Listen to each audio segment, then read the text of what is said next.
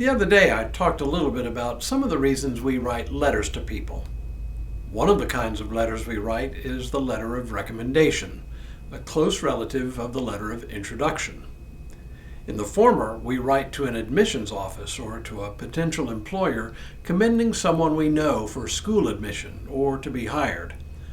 The latter we write when someone we know is going to meet people we know, and we want to help make a solid connection with one another. Today's letter is similar to both of these kinds of letters. Even though it is very short, it is worth our while to read. Today we continue our countdown of the 6 shortest books of the Bible. Hello, I'm Stuart Baskin, pastor of First Presbyterian Church of Tyler, Texas, and this is your daily devotional for Thursday, September 25th, 2025. Weighing in at just 335 words in Greek and containing 25 verses in just one short chapter is Paul's letter to Philemon. Most of Paul's letters are to congregations as a whole, and as such they contain sustained discussions of theological ideas.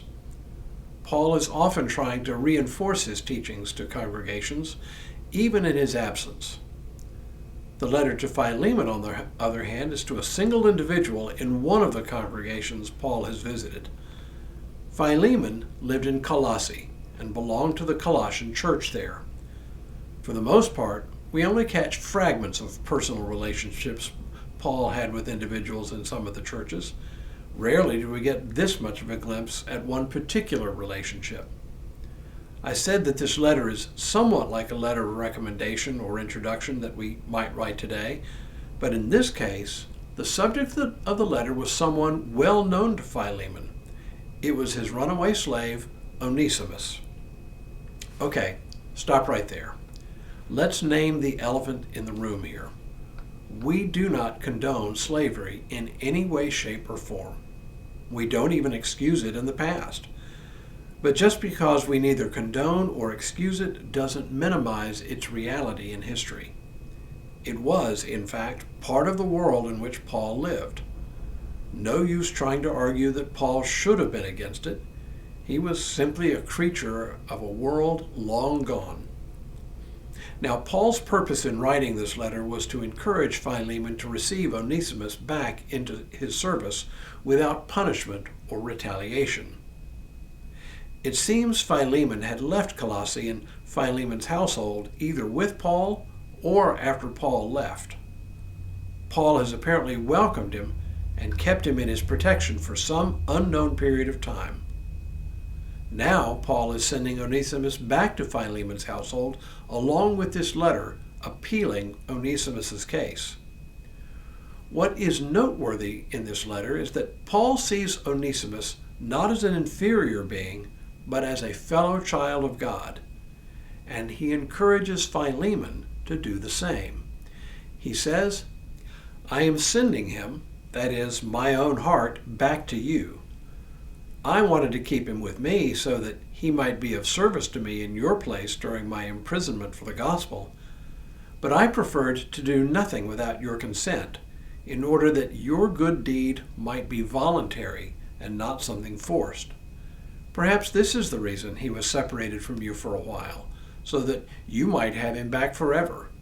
No longer as a slave, but more than a slave, a beloved brother, especially to me, but now much more to you, both in the flesh and in the Lord. So if you consider me your partner, welcome him as you would welcome me. So in a very real sense, this simply puts meat on the bones of Paul's earlier letter to the Colossians, where he says, as God's chosen ones, holy and beloved, clothe yourselves with compassion, kindness, humility, meekness, and patience. Bear with one another, and if anyone has a complaint against another, forgive each other. Just as the Lord has forgiven you, so you also must forgive. Above all, clothe yourselves with love, which binds everything together in perfect harmony. So, where Paul's letter to the Colossians as a whole contains this general principle, His letter to Philemon makes clear what this principle of Christian love looks like in this very concrete instance. What it says to me is that Christian love is our duty at all times and in all circumstances, no exceptions.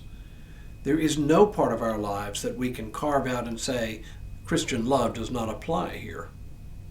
And that's exactly what happens with the letter to Philemon.